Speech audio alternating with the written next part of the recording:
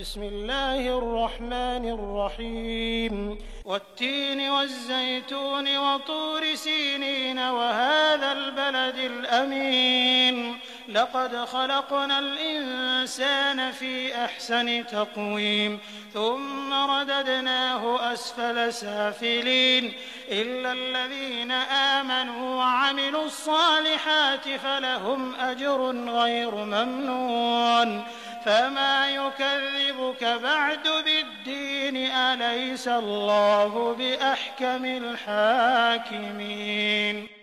अल्लाह के नाम से जो बड़ा ही मेहरबान और रहम करने वाला है। कसम है इंजीर और जैतून की और तूरे सीना यानी सीना पहाड़ और इस शांतिपूर्ण शहर यानी मक्का की। हमने इंसान को सर्वोत्तम संरचना के साथ पैदा किया, फिर उसे उल्टा फेर कर हमने सब नीचों से नीच कर दिया, सिवाय उन लोगों के जो ईमान लाए और अच्छे कर्म करते रहे कि उनके लिए कभी समाप्त न होने वाला बदला है। अतः ए नबी, इसके बाद कौन अच्छे बदले और सजा के संबंध में तुमको झुठला सकता है?